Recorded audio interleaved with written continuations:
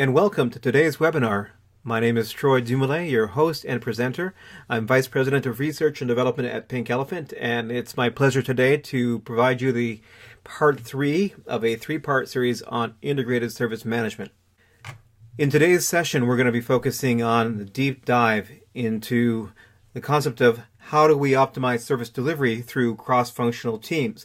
But this is a 3-part series, just to kind of give a quick recap of where we've been, because you can actually go back and pick up the recordings for the previous webinars if you weren't able to take an option or an advantage of that option. And so in first session, what we actually ended up doing was we looked at the larger concept of integrated service management. We looked at Lean, ITIL, DevOps, Agile, not as separate and distinct activities, but how do these activities now collectively work towards a common goal? If you like, I provided the larger picture, or the metaphor that I used in that first session was the picture on the puzzle box. You have all these different pieces of the puzzle in all the context of the various frameworks and models, but they're great individually, but collectively they're even more powerful. In the second session, what we ended up talking about was a deeper dive into one specific area, which was the application of Agile method for working. And that went beyond just what is Agile or Agile Scrum in respect to software development, how is that emerging as a general project management methodology, and even more importantly, how is that actually now also going even further in simply looking at how we use Agile methods for planned work, whether that's request fulfillment or access management or employee onboarding. All of these were part of the conversation in the second session. In today's session, what we're ending up doing is now going into one of the elements of integrated service management, and that is in respect to organizational change around increasing and creating a culture of collaboration. Because one of the challenges that we face as an organization today is that in most cases, many organizations would feel that they have a silo-based culture. Various specializations happen within various parts of the organization, but that silo-based culture creates impediment to the goal of creating fast flow. And so all of these models that we're talking about in the integrated service management are all about how do we create value. Now we have to focus on how do we create value faster. And the reality is that by looking at them collectively, that's much more powerful. So without further ado, let's begin thinking about using cross-functional teams and or structure in how we actually accomplish the speed to value premise. So I'd like to take a look at the background. How did we get here from here? What challenges are we facing, and why? How have we come about this context of silo-based thinking? So we can actually go back to early organizational design. In fact, turn of the century. As you can see, we're looking at dates here, mid-17, early 1800s. And this goes back to the evolution of the industrial age, the industrial revolution, if you will. And this is where organizational design got its birth. Because before that, we had a very much a rural economy and culture.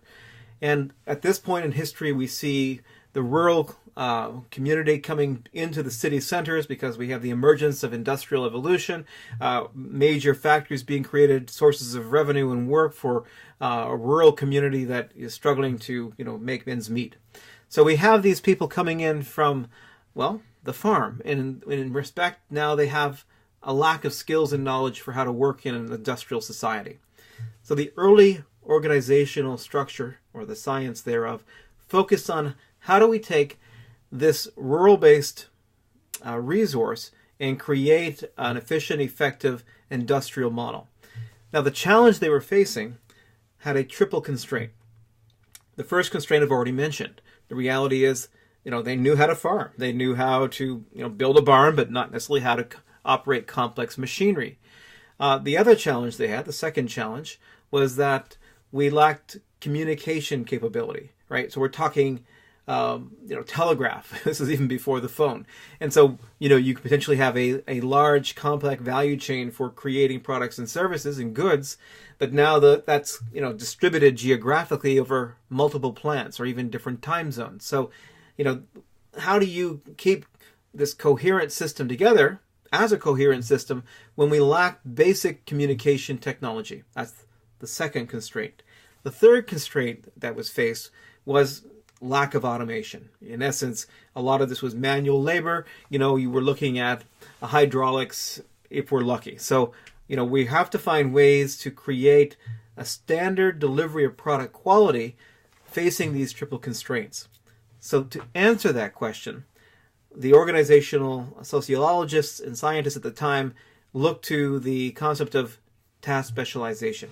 So gentlemen like Adam Smith, writing the book Wealth of Nations in 1776, says the answer to these triple constraints would be, we break this complex value system down. Every single task is identified and we assign an individual to that task. That allows specialization. So we can narrow the skills and knowledge required down to a very narrow set of tasks. That allows us to train more rapidly and for that person to become a specialist much more quickly, because we need specialization in value creation. It's important. However, their consequences came with this. So in essence, we said, this is your job. This is the only thing I want you to focus on, right? So put it in the context of you're building an automobile. Henry Ford says to you, this is your job. You're going to come in and you're going to be an apprentice bumper person, right? You're going to learn how to do bumpers really well. And eventually you'll work your way up, becoming a bumper journeyman, and one day a bumper master. But the reality is you're focused solely on this specialization. And you do create high competence in specialization. What this also does is creates a sense of artificial isolation from the rest of the model. Because if someone comes along and says, hey, can you help me with this project? Can you help me with this task that's not bumper? You're taught to say at this point, I'm sorry, I'm not measured on anything else. That's my job. I'm a bumper guy, right? So this highly degree focus on specialization creates this isolation concept. It also had structurally another interesting implication. Because we had broken down this complex value system in individual tasks, well, I now need a foreman who knows 3 consecutive tasks, and a manager who might know what 3 foremen understand, at least at a context of what that includes, and then a senior manager above that. And so we create vertical organization structures which require a high degree of management to keep this coordinated together. And in respect to vertical decisioning and communication, it works quite well. However, the specialization, creating this artificial separation, also creates isolation between these groups and towers. In essence, we begin to struggle horizontally because we don't believe we share affinity. Now, that's an interesting premise, because one of the challenges we face in the whole speed to market gaining velocity is that for a system to have high velocity, all of the participants and or the agents of that system have to share common values, beliefs, practices, and priorities. This structure that I'm defining here actually contradicts that. In fact, it makes organizations break down into silos that then focus on what the individual performance measure should be, and the individual, which don't necessarily align.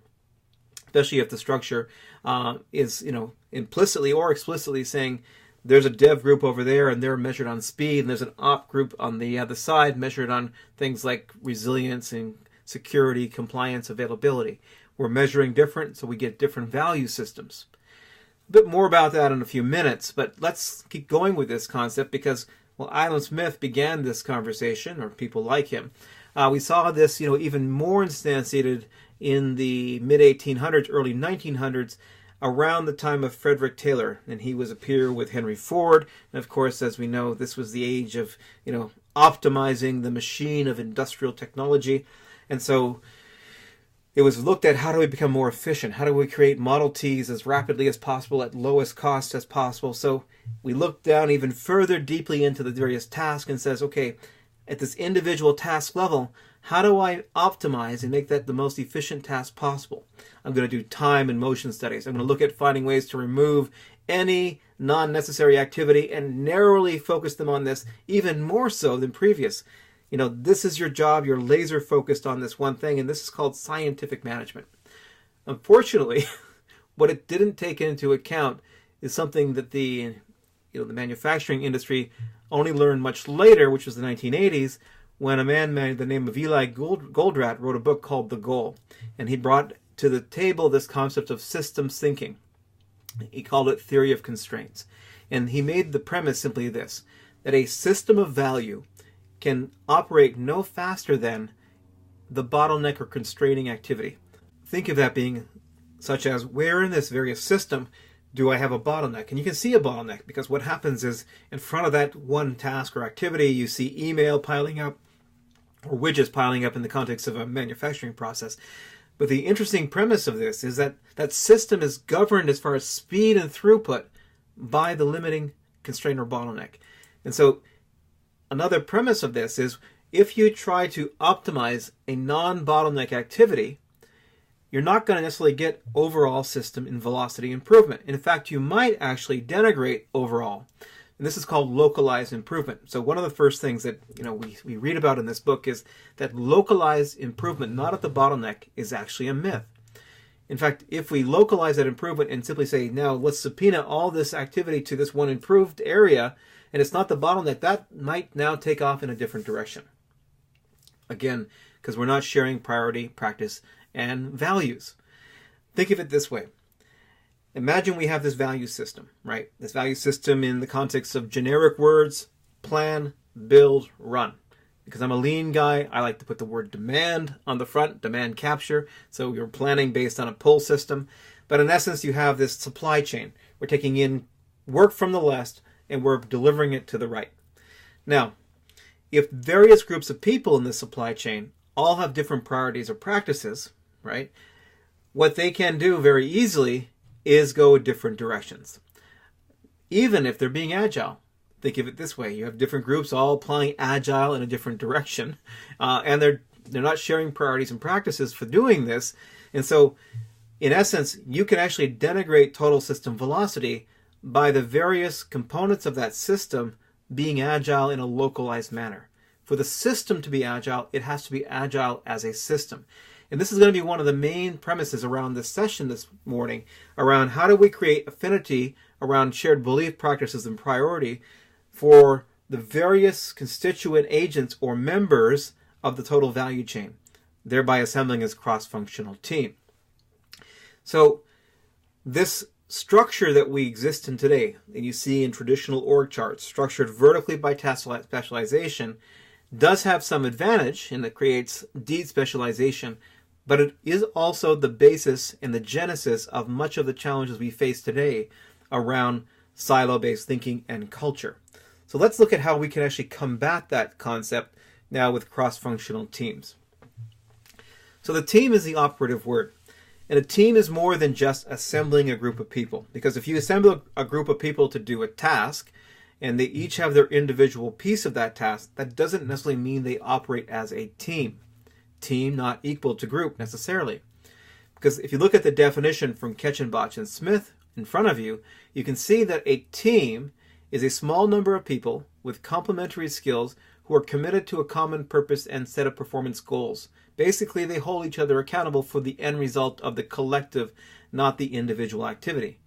You can pull together a project team, right? You pull specialists for database and development and infrastructure and technology, but they think, well, my job is only to do database work. My job's an architect. My job is the developer. And when I'm done, I'm done. Don't look to me if the problem is, the team can't move faster. I delivered my goods. There's no sense of shared accountability here, because what we're measuring is not team performance and team coherence, but individual task and activity. So just because you've assembled a group of people, it doesn't mean you think like a team or act like a team. So how do we overcome that with structure? Because structure got us into this problem.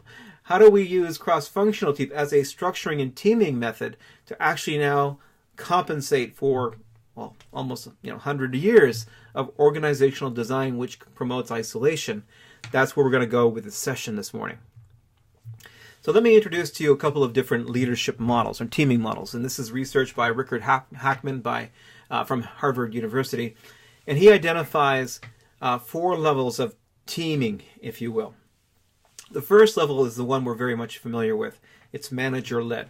So this is where the manager directs the team, coordinates the team, and this is how this works in most organizations. The manager sees the work in front of the team, looks at the resources available for the team to get this work done, and then hands out the work to the most appropriate person. And so that's That's awesome because that's a great matching of skill to work to be done.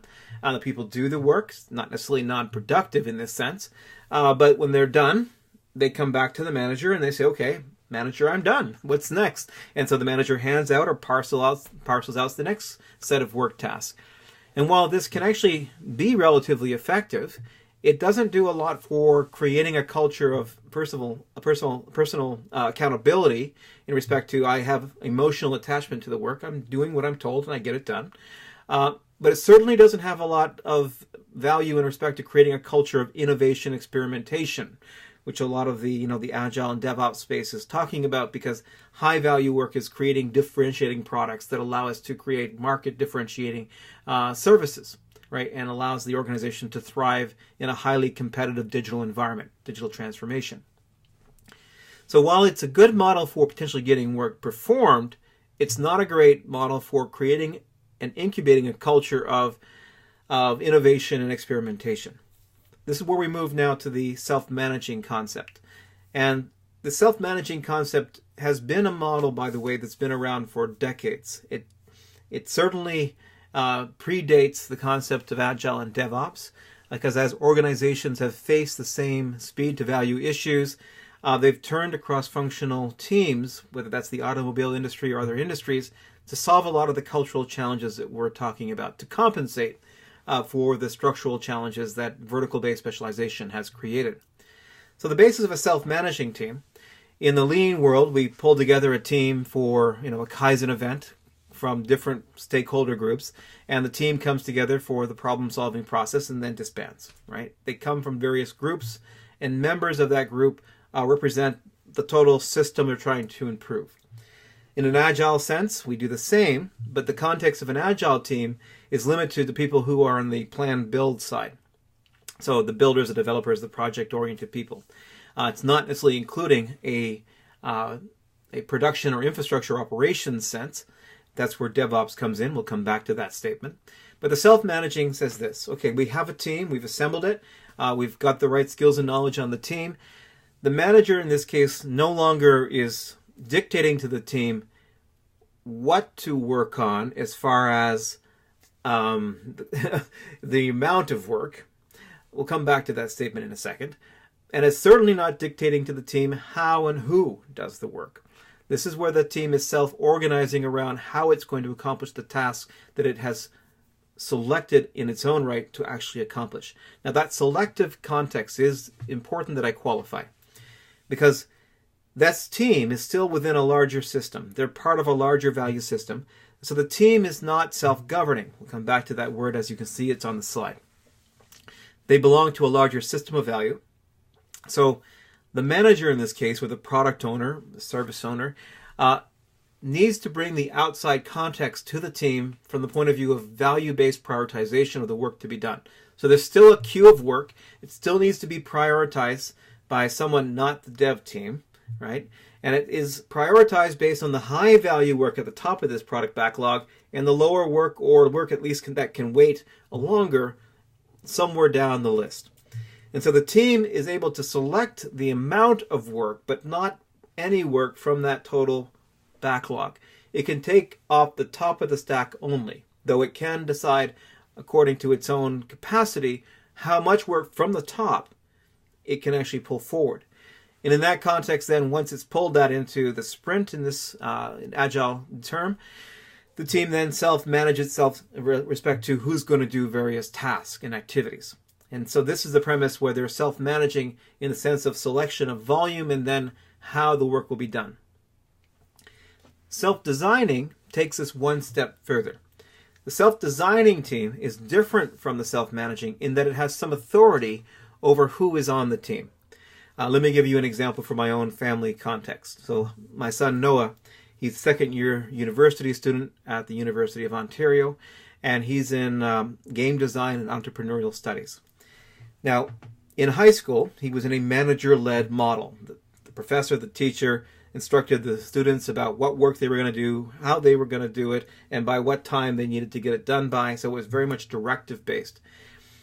Things that he liked, he got good marks on. Things that he didn't have that much affinity for, he didn't care too much for, so he put less effort into it. For example, Noah wasn't a great person, involved in math, and like his father, I'm not a math guy either.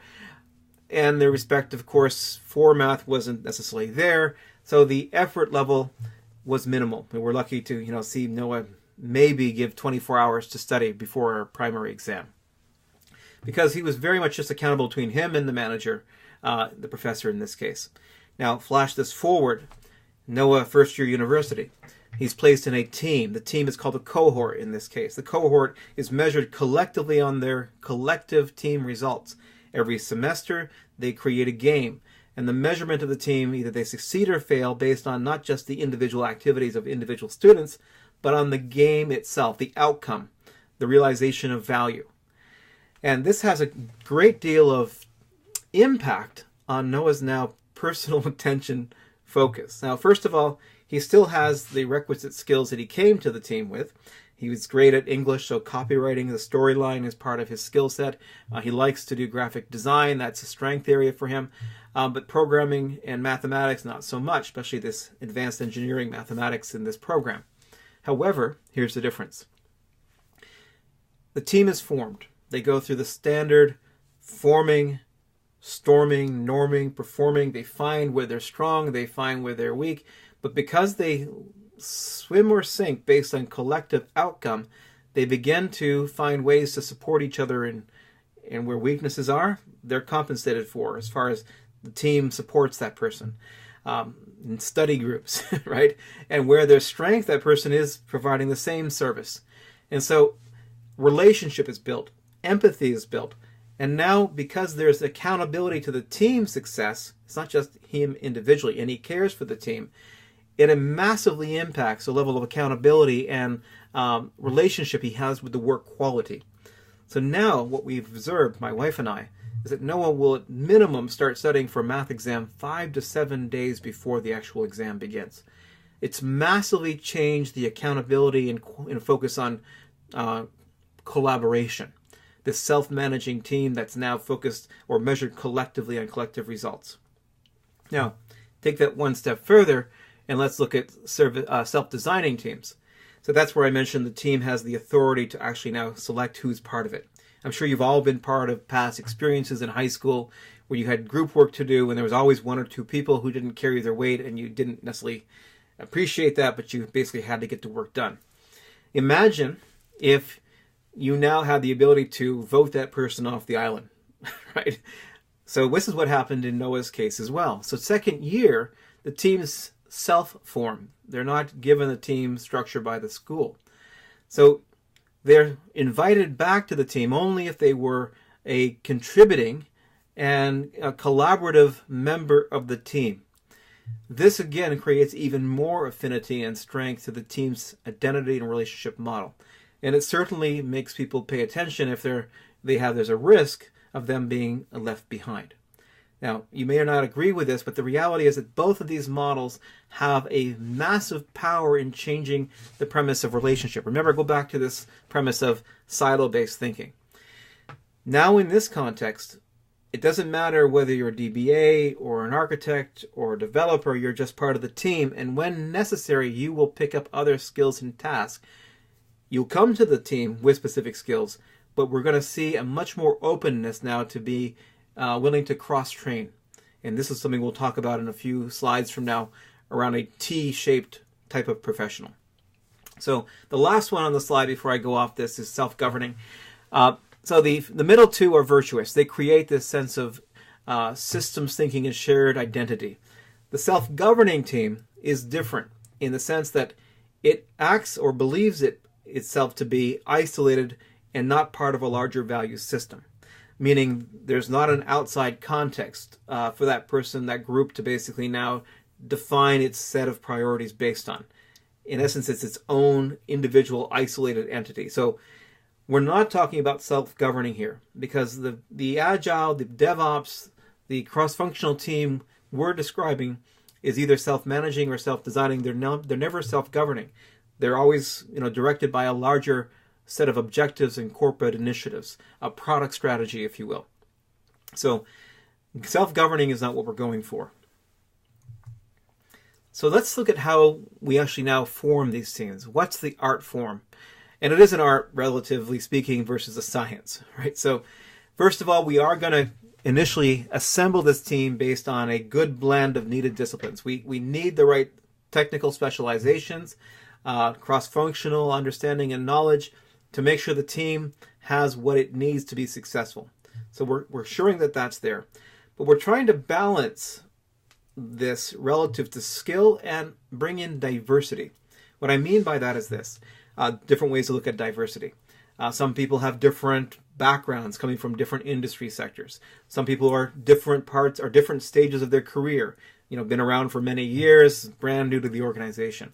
Some people have a domain of knowledge from a business context they're bringing in. Some people have a pure technical engineering background. That blend of diversity is actually going to be a significant factor on how much creativity and innovation comes out of this team. Because as they now exchange ideas and thoughts within the boundaries of the team structure in the context of the larger value system, the amount of diversity will be a primary indicator on how much new thinking will actually come out. What you're trying to avoid is a lot of groupthink, right? So that means that you want to avoid putting on this team people who have all been there for 25 years or all come from a specific part of the organization. So diversity and a balance is a key ingredient to success for this cross-functional team. The other concept I want you to think about is persistence. As I mentioned, it takes time for teams to go through that whole process of forming to performing.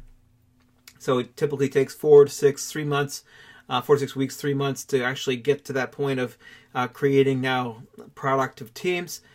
So what you want to avoid is to disassemble, right, or to take apart this team too early.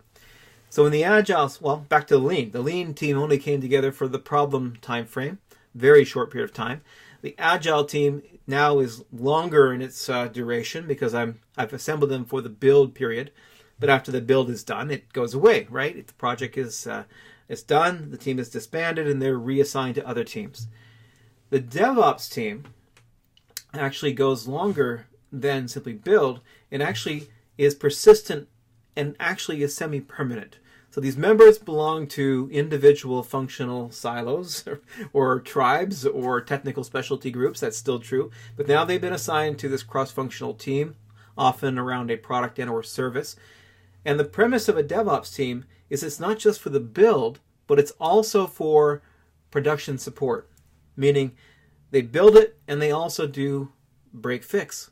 So just think about what that does to change culture around the amount of escape defects that would actually go into production. If you knew that whatever you built and whatever was moved into production, you would actually have to support, chances are this is going to have a great impact on the amount of, or the lack thereof, of defects that you willingly let go into production, aka known errors. So that's a major implication on the culture of shifting quality left. This is the persistence beyond just build. So now let's take a look at how DevOps is extending this. So first of all, it is extending the conversation. As we mentioned, the dev group traditionally has been dev. Well, we've had business analysts, developers, quality assurance, maybe the odd architecture person involved. It was very much a build aspect. All right, development over here and operations to the right.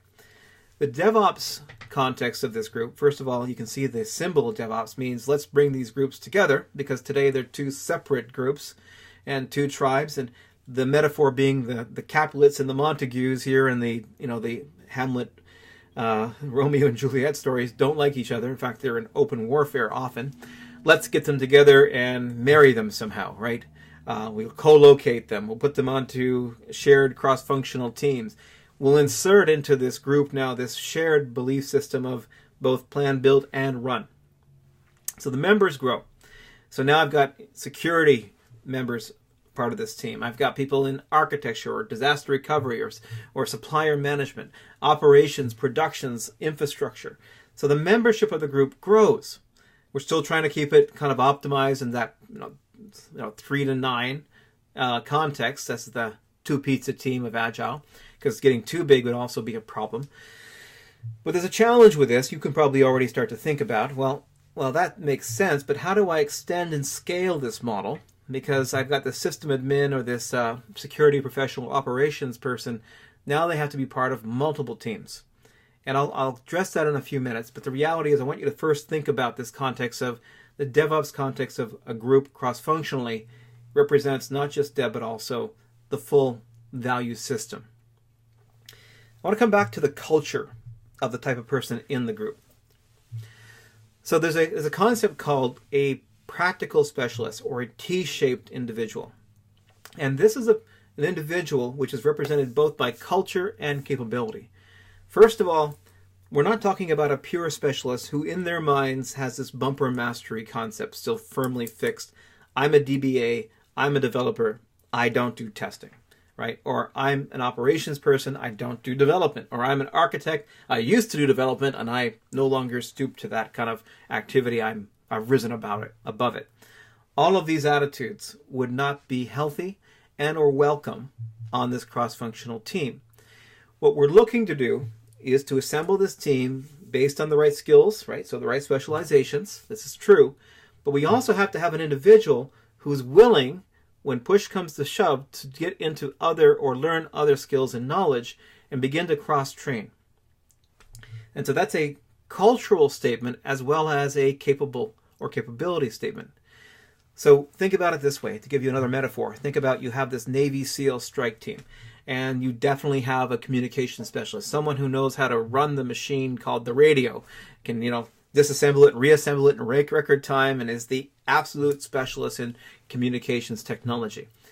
However, I don't believe for a moment that you would assume that he or she is the only person who can operate a radio when push comes to shove, right? That would not be healthy, wealthy, or wise. So we need, to cross-train this skill. It's obvious that the other people won't have the same specialization, but they have to have the capability of supporting it when necessary, because work is not continuous. There are natural ebbs and flows. Sometimes I need more of one resource and more of another. So the key thing that in a cross-functional team is that Noah may not be the only person who likes to do design, but that's that's what he's strong at, and so some people will help him when he has more work than he can handle individually. He's not the greatest necessarily programmer, but he still has to do programming when it's necessary. So people are willing to flex and over time grow in their more generalization. Now, a key point about this, we're neither looking for pure generalists nor pure specialists by culture or trade, because neither of those is virtuous in this context. What we're looking is for more of this T-shaped context, a specialist who understands the context and can cross-train and backfill if necessary when work ebbs and flows. This is a key aspect of successful cross-functional teams. So I mentioned to you earlier that the DevOps model kind of has a challenge with the scalability. And so let me describe how that can now be overcome. This is a bit of a maturity model for looking at how DevOps teams evolve over time. So stage one, there is no we, right? There's a wall between. There is definitely distinction. That's dev over there and that's ops over there, and never the two shall meet. In fact, we talk about throwing things over the wall in disdain, right? This is a negative statement. So that's not a good or virtuous scenario. So step two, how do we get around this? Well, we can do things like I mentioned earlier. We co-locate them. We assemble them into cross-functional teams. We create affinity through marriage and now, bonds of agreement. And so this now identity is created where there is no us and them, it's us. So the team mindset is begun. The metaphor, though, I'd like to use in this context is that not everybody in that team has the same level of participation. Think of it even like your own family. You have core family members that live in your home you see every day. But you also have cousins. The cousins come by on the weekends, and even this crazy uncle that drops by unannounced. But, the thing about it is that they're all family. They may not have the same participation level, but they recognize themselves as family, and they self-identify as family. The old saying, you can pick your friends, but you're stuck with your family. This is true. The challenge being here is that extensibility. So now you have this security professional or this operations person. He's a cousin to multiple product teams, so he's going to multiple meetings. How does that person now be scalable? Because you can't hire dedicated operations folks for every product team. So the third stage of this is where the platform as a service model begins. So the operations team, the infrastructure team, creates a service unto itself and begins through APIs and through technology and automation, creating self-service capability for the product team. They're still connected, right? But now you're not going to every single family gathering. You're connecting on Skype and by texting once in a while, but you have this still relationship of affinity. And this allows for a greater deal of scalability. So the reality is, this is the third level of maturity in respect to scalable models. Now, the last thing I'd like to say is we have to also align our leadership styles with our teaming structures. So it's a wonderful concept to pull together this cross-functional team that has shared accountability and goals and now is collectively measured on the results of the team, not the individual task of each individual. The problem being is that we also have to change our leadership style. Because if you're now creating this self-managing team, which you expect to self-manage, but the manager can't let go of the role of the traditional, my job is to tell them what they need to do and to parcel out work on a given day, then your leadership style will be at contrary ends to your structural objectives. So the management of this, the leadership of this team is very different. So the leader no longer is parceling out daily tasks, but is focusing more on talent development, ensuring that if that's a DBA lead or a development manager, that development capability and the skills and knowledge of the team is what it needs to be most effective as the members are placed within these cross-functional product teams. This is a much higher value and strategic level of work for the manager. There's also the premise of the providing prioritization. There's also the premise of removing roadblocks and facilitating outcomes. But the management and leadership style has to align with the structure that you're creating here.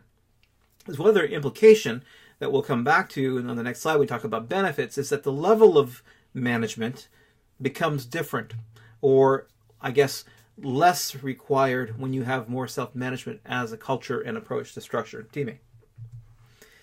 So many of these things we're talking about, all of this discussion around cross-functional teaming and how we lead cross-functional teams is all about how do we improve velocity? How do we create faster flow? How do we get better speed to market by bringing together what was before tribal mindsets with different priorities, values, and practices, and now bringing them into alignment in respect to a team set of shared accountabilities and goals and measures. I want you to think about that for a minute as you look at the benefits on this slide. How do you get work done today when there's a lack of clarity around what to get done first, second, third, or how to get work done, or who to go to for support, or where there's a lack of process definition and clear understanding? Typically, we get that done through relationship.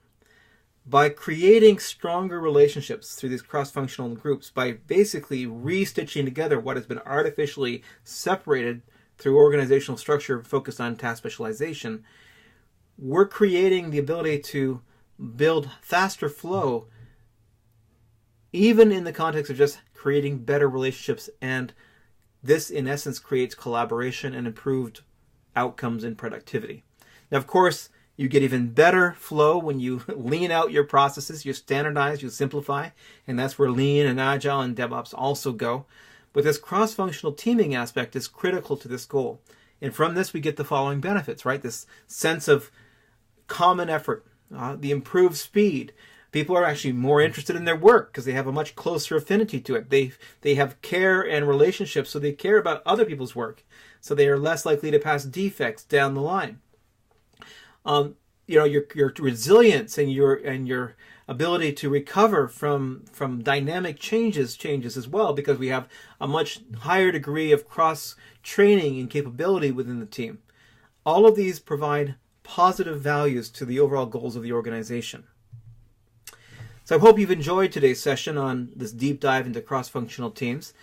And we're really excited at Pink Elephant around this product set called Integrated Service Management. And it's really a set of courses that go into much more depth around how do these various models all collectively, through integration, produce better than the individual, each of them being virtuous individually, but in collection and or in integration, awesome in respect to business objectives.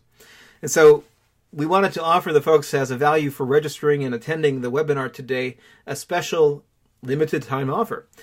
Just a couple of days from now, January 29th and 30th, we have a virtual delivery, so you can stay at home and take the course at home or at work, if you will. A 2-day view and more depth into the conversations that we're having in this 3-part series. And it'll focus on the big picture. But also, if you do register for that course on January 29th, the offer is that you get for free either the ITIL, the Lean, or the Organizational Change self-paced course. So you buy one, you get one free. On the DevOps side, it's a slightly different offer. And if you take the course on the 29th, you can actually register for the DevOps aspect of this integrated discussion for 50% off. And we have some dates coming up in March and in June. So I highly advise, if you found this interesting and you find this conversation of interest, that you look into these courses and the specific offer that we have right now. So as we close off our session here today, I encourage you folks to look at our website, to take a look at the offers we have. But I also have, I welcome you to my blog. For years I've been writing on these subjects as we talk about service management, how it's evolved. And so a lot of the topics we'll talk about in the webinar series, as well as other topic areas around ITIL and Lean and Agile and DevOps, you'll find that we have a podcast there called Practitioner Radio. You can follow me on Twitter. Or even better yet, come to the conference in February. We're going to meet you in person, shake your hand, and share your passion with integrated service management. So thank you for attending the webinar today. And if you're wondering, you'll be getting an email relative to the follow-up. And in that email will be a link to the recording that you're listening to right now, and or the slide deck. And, not or, the slide deck will also be provided. So thank you for joining us today for today's webinar in this 3-part series, Integrated Service Management. Take care.